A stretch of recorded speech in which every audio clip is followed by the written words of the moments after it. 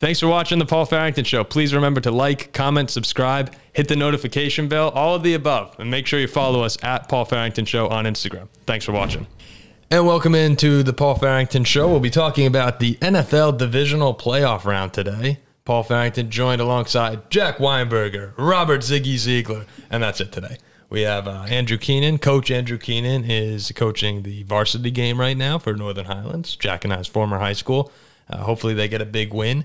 But we're very excited to talk about a very exciting week of football, or weekend of football. Oh, yeah. Some good games. Not as good as last year. Last year's divisional matchups are possibly the best weekend of football that I've ever seen. But, again, some pretty big games, some pretty big brands in the NFL going at it, big organizations. But, Ziggy, you brought it up as we were discussing our topics for the show. There's no place to start other than the San Francisco-Dallas game. Let's lead with Brock Purdy, though. The reports came out per Mike Silver, my good friend Mike Silver over at The Volume. Mike said, barring a seismic jump from Trey Lance this offseason or a big regression from Brock Purdy or an unfortunate injury, it does look like he's secured the 49ers job heading into next season, 2023. I thought it was kind of a weird time for this to come out, with them having a divisional matchup in only a couple hours or the next day. So it was a little bit weird, the timing to release something like that. I actually texted Mike about it. You'll find this funny, Ziggy.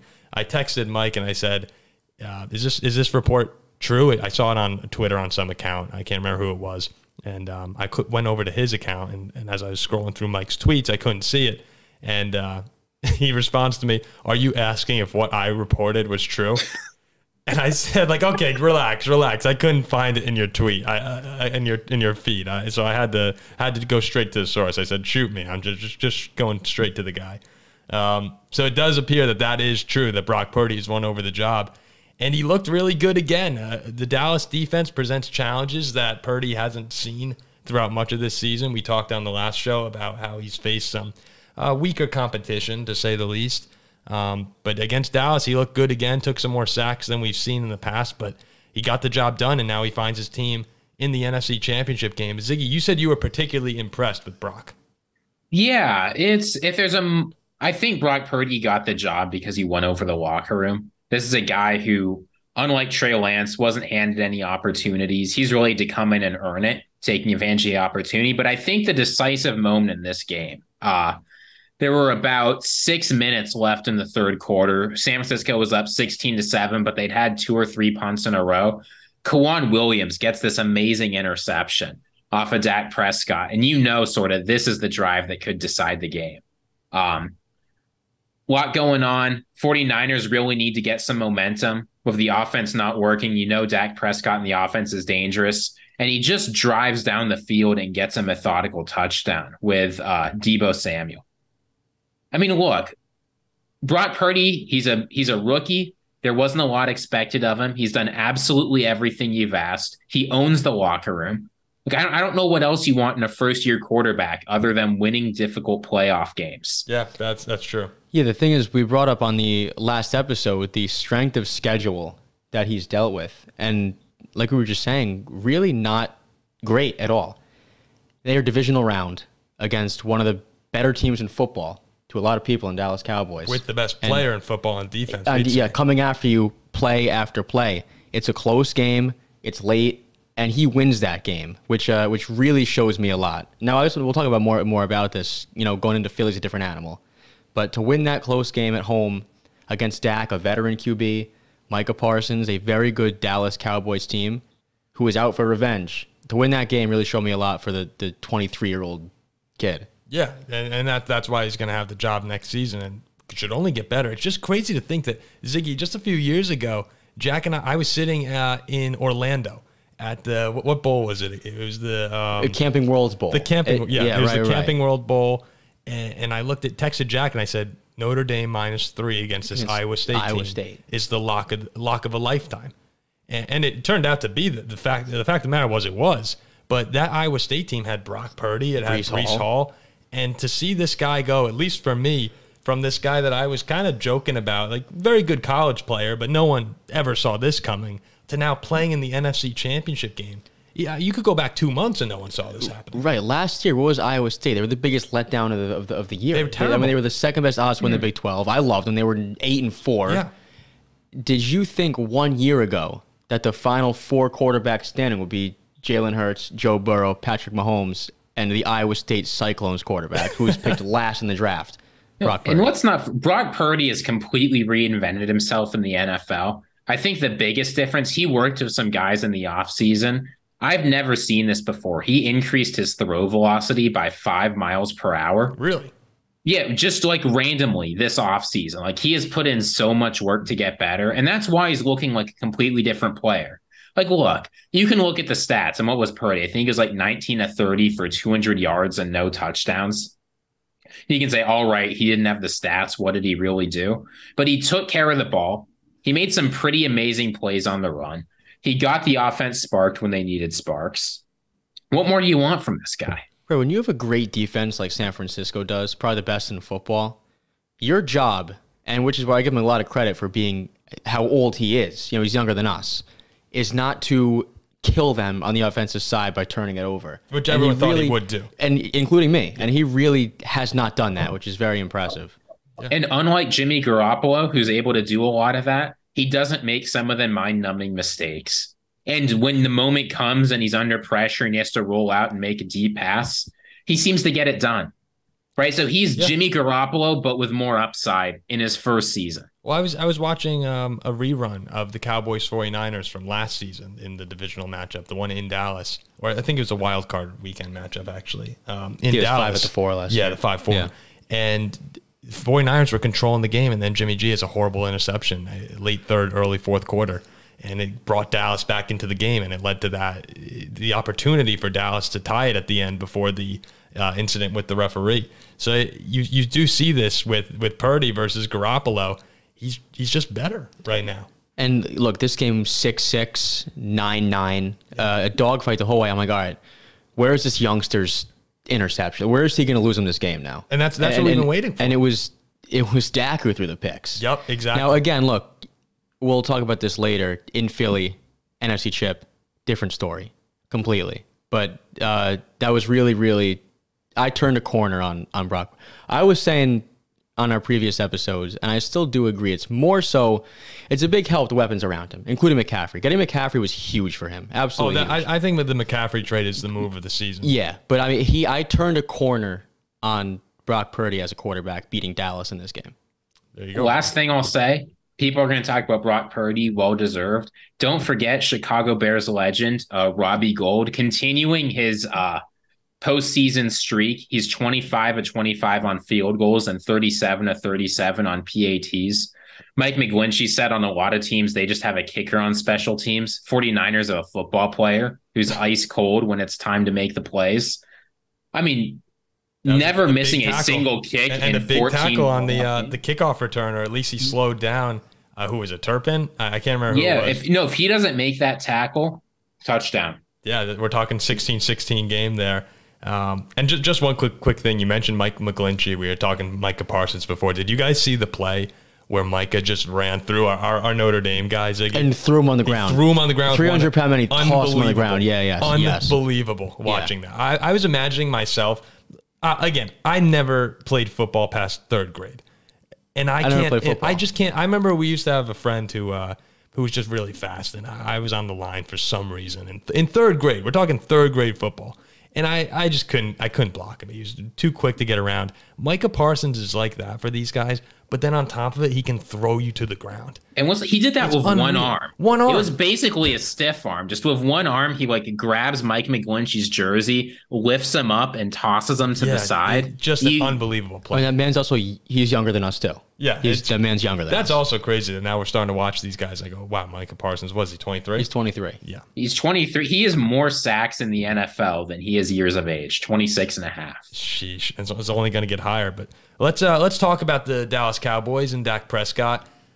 I'm sick to my stomach if I'm a Cowboys fan. Absolutely sick to my stomach. I have friends who are Cowboys fans, and just, again, maybe I've grown too soft. I want to be this petty guy, a petty Vikings fan, but I couldn't text him yesterday. I felt bad. Even though I root against Dallas, that is a tough loss. Year after year, we see the same story with this team. And Dak Prescott, I'm not going to rip him too much because people have been going crazy, I think, overboard yesterday and today. But he had 2 big turnovers, especially in the first half. At least a 9-point swing. 2 of them led to 49ers field goals. One of them was in San Francisco territory, taking away at least a field goal for Dallas, assuming Maher hits it.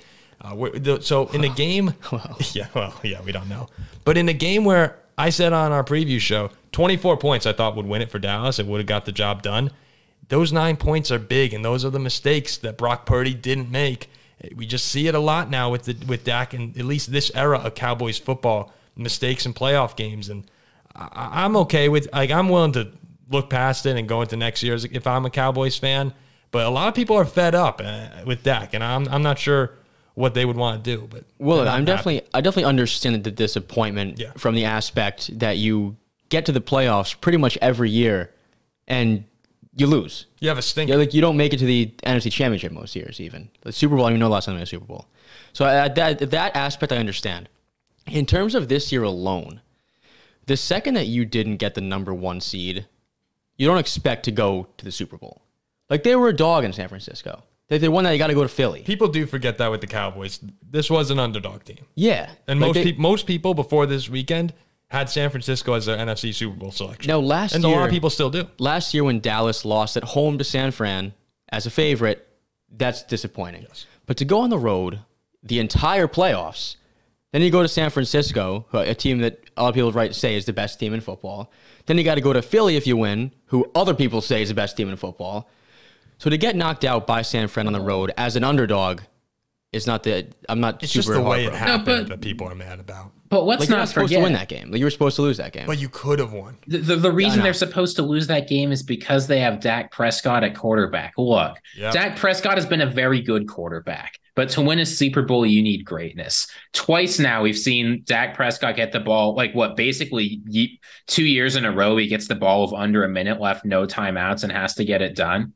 We know what Patrick Mahomes does in that situation. He somehow finds he gets 13 seconds, right? Half the time Dak does, and he somehow finds a way to get it there. Like, if the goal is to win Super Bowls, right? It's Jerry World. It's not enough to just compete in the playoffs. And I do think at this point you have to really wonder if Dak has the it factor to get you to the Super Bowl. Look, he's got a great contract, right? After this offseason of all the extensions we're going to see, he'll be probably the 12th highest paid QB in the league with about number 10 performance, maybe a little better. That's not good enough. So if you're a Cowboy fan, though, you're willing to start looking towards the next quarterback, but you definitely you need to keep Dak at least for another year or two, right? Unless the Texans offer you Bryce Young or something. Yeah, absolutely. I'm not moving on from Dak, but I think you wonder. Yeah, now you start to wonder: can he get the job done? If an opportunity comes, a team offers you a big bounty for it. There's a quarterback you really say the Cowboys really like Anthony Richardson, and he slips down to them. Mm-hmm. Yeah, you got to think about it. And you could groom him for a year or two as well. That's exactly it. Yeah. The most disappointing part about this year is this team on both sides of the ball. This team could have won the Super Bowl. Oh, yeah. I feel like Dallas teams of the past, I've watched their secondary get absolutely carved. Their defense has been very mediocre in prior years.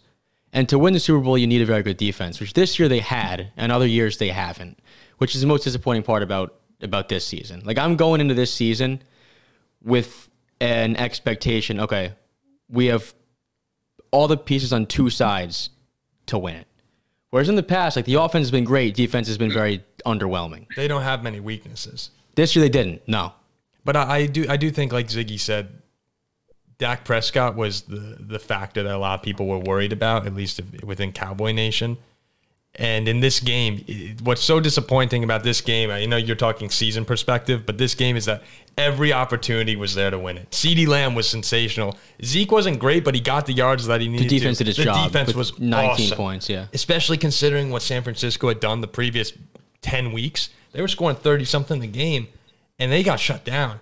So that's why if I'm a Cowboy fan, I'm looking at this game and I'm saying, I understand the bad games happen, but man, when you have one like that for the taking and then you get to go to Philly, a team that you very well could play with. Like Cowboys fans know that they can hang with Philly. They beat Philly a month ago. Yeah, even though it's in Philly this time, and Jalen Hurts was out a month ago. Yeah, we got killed. They can Oh, you think they would have got killed? Yeah. I think it would have been a good game.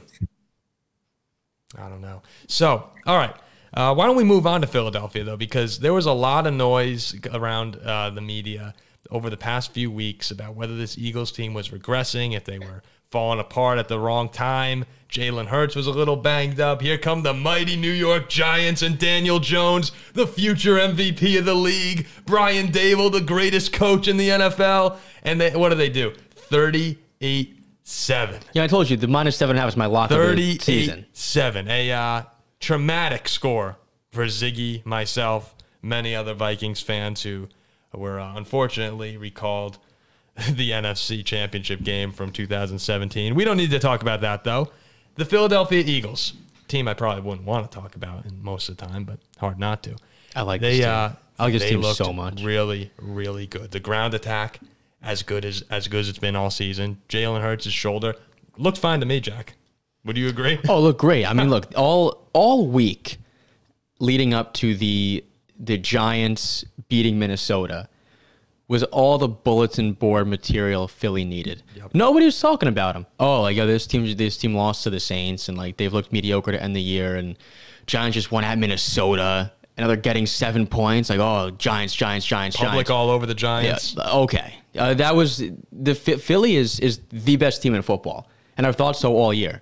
The weapons were too much for the Giants. The defense is, unlike Minnesota, they have a defense. Yes. Saturday night in Philly, the Giants stood absolutely zero chance. Zero. Yeah. Ziggy, what do you think from watching the game? Did Philadelphia, I know you've been big on San Francisco, Brock Purdy apparently is your guy now, but did that win kind of tilt the balance of power back to Philly, in your opinion? A little bit. So here's the thing about the Giants, is they had two weaknesses, really. One is Daniel Jones, who's skittish and doesn't have a lot of playoff experience behind a medium offensive line. And the second is the worst run defense in the league. Now, credit to the Eagles, right? They used their Pro Bowl offensive line to blow it open and get, like 240 rushing yards. They had guys constantly in the backfield. It felt like Hassan Reddick was getting a hand on Daniel Jones every play. When he wasn't there, Josh Sweat was. When he wasn't there, Fletcher Cox was. When he wasn't there, Brandon Graham was. Like, this Eagles defense is scary. They can get to the quarterback. This Eagles offense is scary because they can run the ball. But the 49ers are not going to be such an easy draw. Their weaknesses aren't going to line up quite as easily with the Eagles' strengths. Those are perfect. That's perfect alignment for Philadelphia. Yeah, and this Eagles team, I think they were a lot hungrier for this Giants game. I think we're going to see a very good game. I think the Eagles have a good chance to win. I think they're rightly being regarded as the favorites in Philadelphia, but I think the score is a little bit misleading. Mm-hmm. A lot of we'll get into that a lot more on our preview show, our championship they preview. Blow them out. We'll get more to it. Yeah, a little sneak preview. I think I'm in agreement with you. Not a blowout, but I'm feeling good about Philadelphia right now. All I'm saying is 38-7 is not that different from 31-14. It's just a couple touchdowns, and 31-14 is what the Cowboys beat the Buccaneers by. Yeah, it's crazy how quickly things can change in a week for Dak, for the Cowboys. But any given Sunday, Paul. Yeah, that's what was so disappointing, at least for me as a Viking fan. It should have been us getting killed by San Francisco. But I do want to talk about the Giants and Daniel Jones a bit here, because Giants fans, we live in New Jersey. It was Ziggy. It was unbearable up here for the week. A lot of talk about, like I said in that intro, Brian Dable's the best coach ever. He's going to have a plan for Sirianni. Jones is playing his best football, which he was. Saquon's back. A lot of confidence from a Giants team that really got their ass kicked twice by Philadelphia this season. I mean, the Giants, this is a team that they had 9 wins. The same amount as my squad, the Steelers, who the whole world thought sucked. You look back at it, this team really wasn't that good.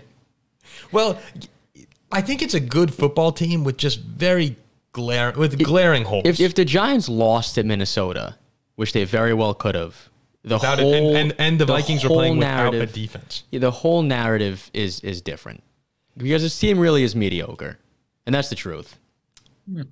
Go ahead, Ziggy.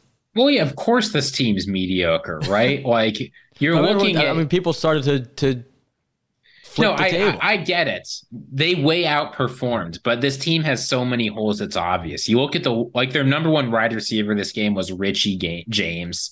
Their number 2 wide receiver was Marcus Johnson, who got one catch. Do you know how many yards Hodgins ended up with? Isaiah Hodgins had 1 catch for 3 yards. Yeah, people were talking about Hodgins up here. Twitter, everything about him being a number 2 receiver. And look, maybe after this offseason he gets better, and he is. But go up and down his stats. If you're a Giants fan, go up and down his stats. Other than the 2 Vikings games, this guy didn't have over 44 yards.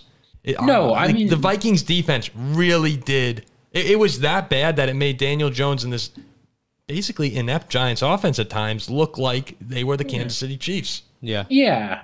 And then you look at the Giants, they've got some promising young players on defense, right? Kayvon Thibodeau looks legit. Dexter Lawrence is good as always. But this team has a lot of holes. So if you're thinking about what to do with Daniel Jones, he hasn't shown he's the guy. But also it seems pretty fair he hasn't been given a good chance. I think you follow the Kirk Cousins model. Whether that's franchise tagging him a couple of times, or maybe you want to save the tag to get Saquon on $10 million a year and give him one of those like 3-year, $100 million fully guaranteed deals. You don't want to commit to him long term, but he'll keep your franchise afloat. Dable clearly gets along with him. I just don't see. I don't see a reason if you're the Giants after outperforming this much to rock the boat. They won a playoff game in Minnesota. I'd get some weapons too. Like really, really in desperate need of some weapons. Do I think Daniel Jones is good enough to carry a team on his own? No. Would I pay him the amount of money? Let's see. Who are the top guys here in the league? Would I pay him? Dak's making 40 a year. Would I pay him over 40? No. I'd probably give him that at most. Kirk Cousins, 35 million. But here's something I thought you guys might find interesting. I do think Daniel Jones, with the right pieces around him, like you just said, Jack, I agree. Get him some weapons, fix up that O-line a little bit, and now you're looking at a pretty good football team, a good offense. They have a solid defense. Who's coming out of the NFC these past few years? Back to 2017, Nick Foles, Jared Goff, Jimmy Garoppolo. Then you had Brady and Stafford. In the NFC, it's a little different from the AFC, where we see these high-scoring quarterbacks and these offenses that explode. The NFC, you see a lot more complete teams that are really based on defense. And I think that this Giants team, you can't give up on Daniel Jones yet. I mean, he absolutely earned the right to see what he looks like with some better players around him. Yeah, I mean, to win and to go far in the NFL today, besides having a great defense for the most part, is a true number 1 wideout. Look at everybody left. That's what you've been on. Yeah, look at everybody left. A.J. Brown and Devontae Smith. Like the Eagles' number 3 target is Dallas Goedert. He'd be the Giants' number 1 target. Yeah. The Niners have Debo and Kittle and McCaffrey. The Bengals with Chase and Higgins. The Bills were there with Stephon Diggs. The Chiefs with Travis Kelce. Yeah. The Giants have nobody like that. And to go very, very far, you need it. And let's not forget, we've seen quarterbacks who have looked good but not great, once they've got some good coaching, improve dramatically once you get that target in, right? Hurts looks like a completely different player of A.J. Brown. Yes. Josh Allen looked like a completely different player of Stephon Diggs. Heck, even Joe Burrow looked a lot better with Jamar Chase. If you can, there will be guys available for the Giants to take where their pick is, or they can trade it if they want. They've got to get him someone who can ball. Like Daniel Jones has never had anybody like that, ever. And they were a playoff team this year. Yeah, they've got a guy who they're paying like that. He earned it for sure. And I just want to say this, because I know we really were hard on the Giants a lot at the start of this segment. But when their season comes to a crash ending like that, it's easy to overreact. Let's just take a look back at the expectations for this team. Coming into the season, they had a first-year head coach. No one knew what to expect from him. Daniel Jones they didn't pick up his 5th-year option. Saquon, people were unsure of whether or not he'd ever really be able to play a full season. And now you're heading into this offseason saying, we have probably a top 5 coach in football. We have a quarterback who we're willing to extend, and a running back now who's proved that he's one of the best running backs in the league. So the questions are still there about the injuries for Saquon, but I think overall you got to say this was a huge win for the Giants this season. How many teams with a win total of 6.5 win a road playoff game? Oh, yeah. I mean, what was the Jaguars?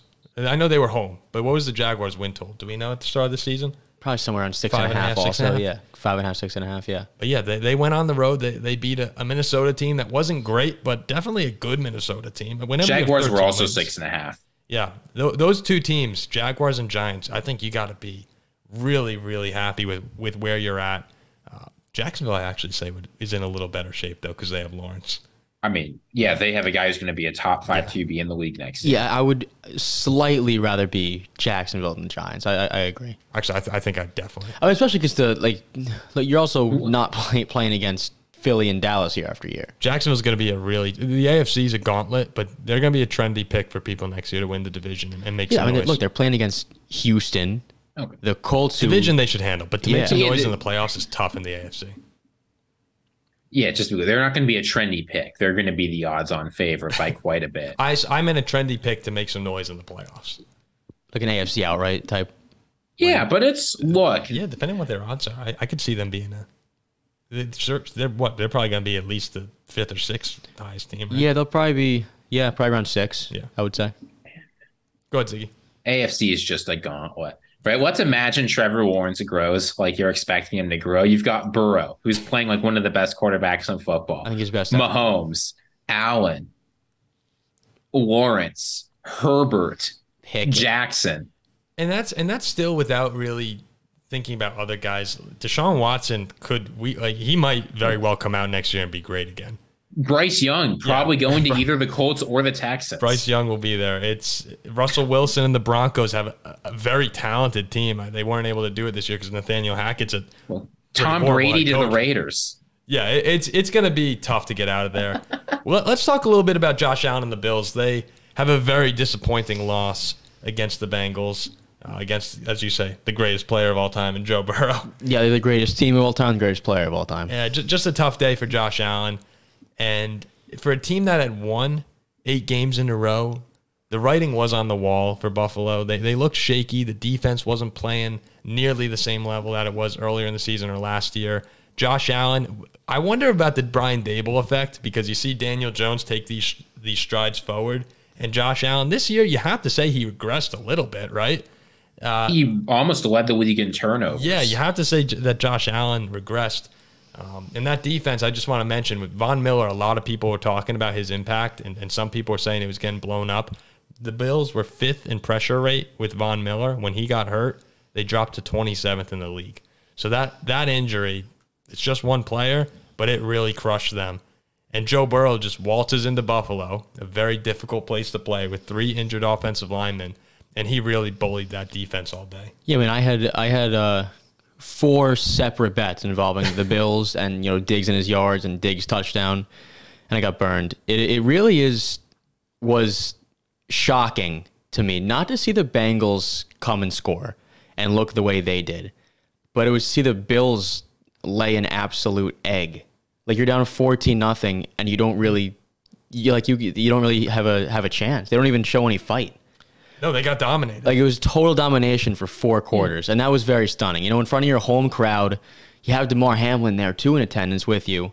I think the Bengals were really hungry and upset that this game was not on a neutral field, and that was in the back of their minds. Oh, I think they wanted them walking in the I think they wanted this Yeah. game more than Buffalo did, and they came out and kicked their ass from the start. I was stunned. I was very, very stunned. Yeah, I mean, the patchwork offensive line dominating. I don't think even the most delusional Bengal fans could expect this. Jackson Carman looks like a bust. They move him to left tackle for his first time in the league, and he absolutely dominates. Look, the thing that was amazing about this game is after the first Bengals drive, it basically wasn't in doubt at all, right? Bengals score a touchdown, force the Bills to punt, march down and score another touchdown. Oh, the first touchdown to Chase, basically, that was the game.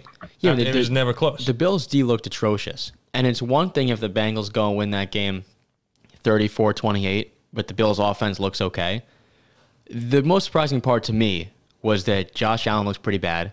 Diggs was horrible. And it was just... And they're fighting on the sideline. They looked dysfunctional in a home playoff game in Buffalo.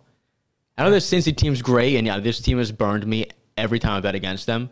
But the way they won that game, I was in total disbelief. This is the kind of game that makes you wonder if, like, before we said the Chiefs absolutely deserve to be the favorite, this is the kind of game that makes you start thinking about a road upset if they can do this. And I might pronounce his name wrong. The Bengals defensive coordinator is Lou Anarumo. Is it Anarumo? I believe. Yeah, I believe so. He just came on one of our podcasts for the volume the other day, and this guy, he's got to start getting some head coaching looks. He's just awesome. What he's done the past few years with this defense, coming last year, the halftime adjustments, I believe that's what he's known for, which is pretty funny given the halftime adjustments talk surrounding Peyton Manning lately, when he said he doesn't make any halftime adjustments. But the way that they came out last year against Kansas City in the second half of the AFC Championship game and shut them down, go into Buffalo, shut this team down. The coaching staff in Cincy, Zach Taylor's been made fun of a lot throughout his time there, but he's on the verge of going to back-to-back Super Bowls. You just got to give them a shout-out, too, because they've been great. I mean, they're road warriors, this team. Look at the last 2 playoff games. Yeah. They have 5 playoff wins in 2 years. Look at home, right, in their playoffs game.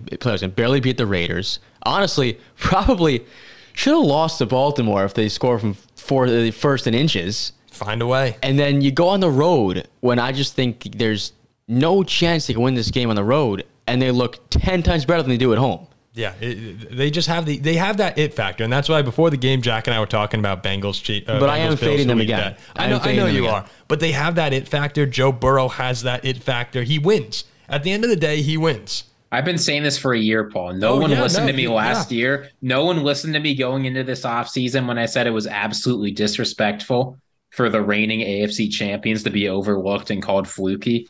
Absolutely nobody is calling this team a fluke now.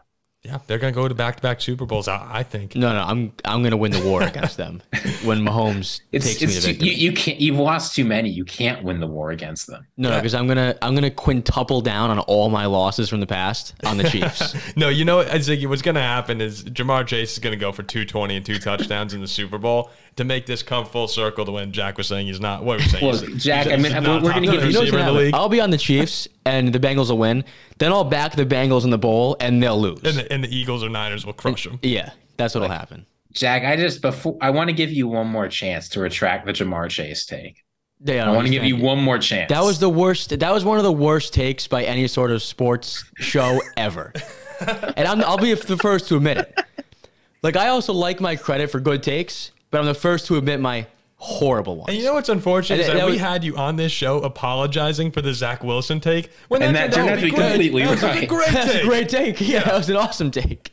But no, I mean, Jamar, yeah, that was one of the worst takes I think ever. You know what, though? I wouldn't say ever because we knew it was that bad. You had to have been kidding. I can't believe. I thought his rookie year, he was insane and couldn't repeat it.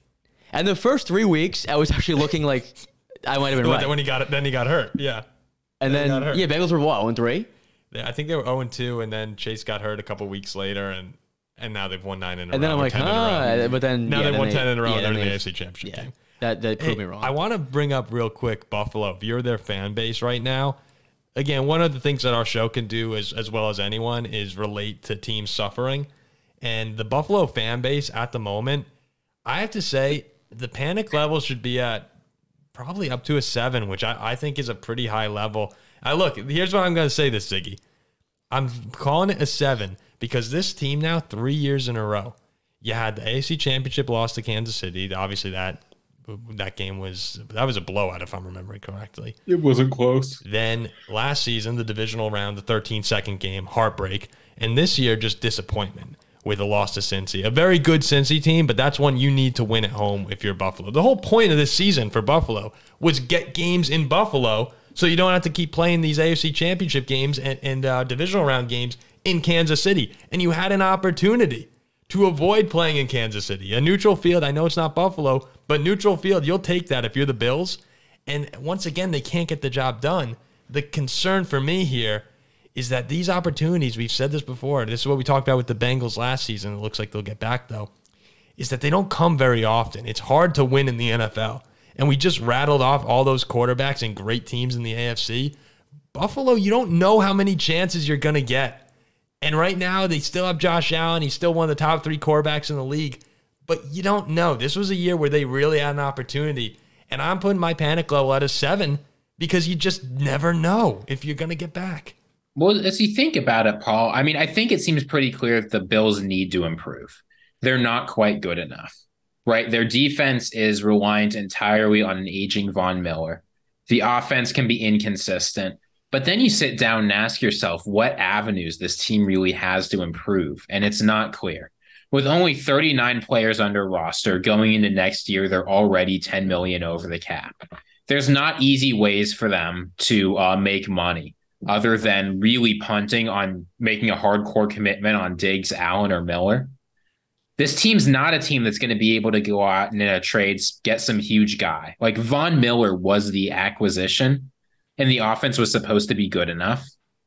I'm not quite sure if you're the Bills sitting down, if there's going to be ways enough to improve.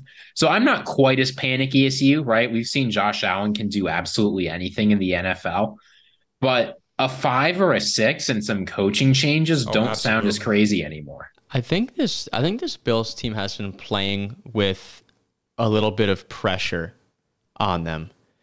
And I say that because, go back to 2 years ago, right? You get killed pretty badly in the playoffs by Kansas City, 38-24. But a game where they were supposed to. They weren't quite there yet. Like, you were supposed to lose that game like they did.